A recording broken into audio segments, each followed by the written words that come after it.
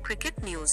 আজকে আমরা কথা বলতে চলেছি কলকাতা নাইট রাইডার্সের এবং গুজরাট টাইটেলের ম্যাচটি নিয়ে। ম্যাচ শেষে রাহানে বলেন, আরও একটি ম্যাচ আমাদের ব্যর্থতার কারণে হেরেছি আমরা। কেন হারছে কলকাতা নাইট রাইডার্স?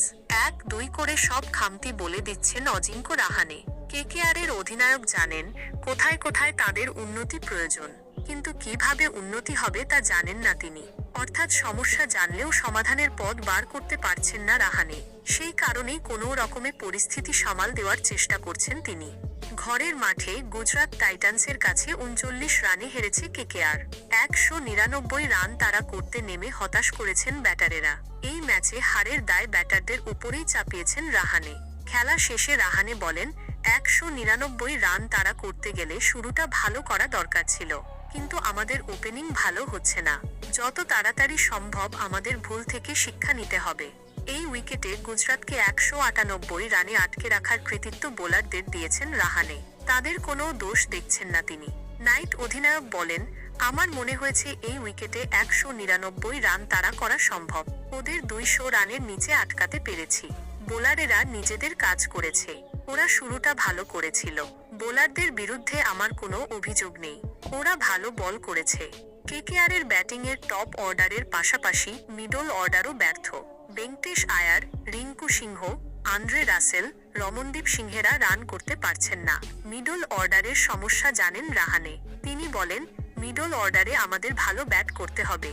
পুরো ইনিংস জুড়ে একই রকম আক্রমণাত্মক মানসিকতা নিয়ে খেলতে হবে। মিডল অর্ডারে আমাদের দলে ভালো ব্যাটার রয়েছে, কিন্তু তারা রান পাচ্ছে না। শট নির্বাচনে ভুল করে ফেলছি, সেটা ঠিক করতে হবে।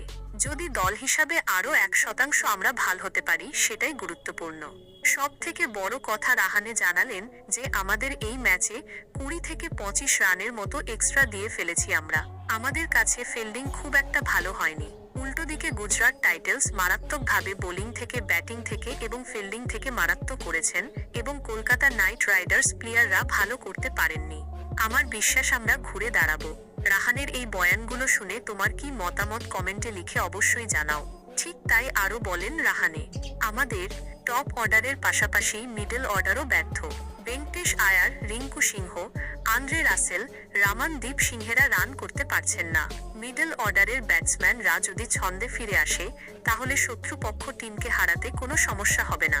তোকে কেকেআরের কোন সমস্যাটা সমাধান করলে কেকেআর ছন্দে ফিরে আসবে কমেন্টে লিখে অবশ্যই জানাও। আর ভিডিওটি যদি ভালো লেগে থাকে লাইক দিয়ে, চ্যানেলে প্রথম হয়ে থাকলে সাবস্ক্রাইব করে প্লিজ একটু সাপোর্ট করো। তো দেখা হচ্ছে আর নতুন অন্য কোনো ভিডিওতে। ততক্ষণ পর্যন্ত সব ভালো থেকো। ধন্যবাদ।